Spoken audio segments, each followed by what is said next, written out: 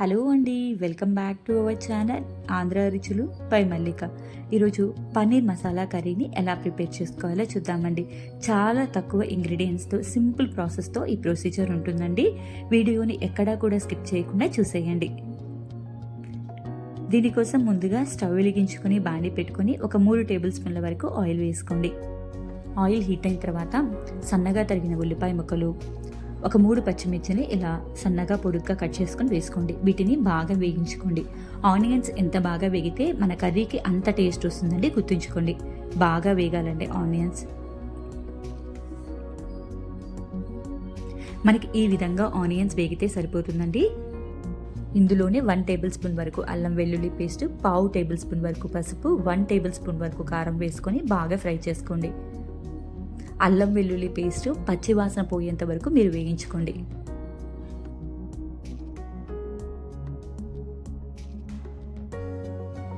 ఇందులోనే ఒక 1/2 table spoon వరకు గరం మసాలా కూడా వేసుకుని బాగా కలుపుకోండి. ఇలా ఒక అర నిమిషం పాటు ఫ్రై చేసుకోండి. ఇప్పుడు ఇందులోనే 2 మీడియం సైజు టొమాటోని ప్యూరీ చేసుకొని ఈ విధంగా వేసుకోండి.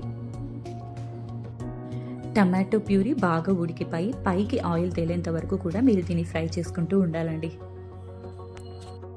ఇందులోకి ఒక అరకప్పు వరకు పెరుగు వేసుకుని స్టవ్ని లో ఫ్లేమ్లో పెట్టుకొని 2 నిమిషాల పాటు బాగా ఫ్రై చేసుకోండి. ఇలా పన్నీర్ కర్రీలో పెరుగు వేయడం వల్ల టేస్ట్ చాలా బాగుంటుందండి. ఒక్కసారి ఈ విధంగా ట్రై చేయండి. దీంట్లోనే సన్నగా తరిగిన కొత్తిమీర కూడా వేసుకుని ఒకసారి బాగా కలుపుకొని ఇందులోకి ఒక అరకప్పు వరకు వాటర్ పోసుకొని ఒకసారి బాగా కలుపుకొని పైకి ఆయిల్ తేలేంత వరకు కూడా దీన్ని ఉడకనివ్వండి.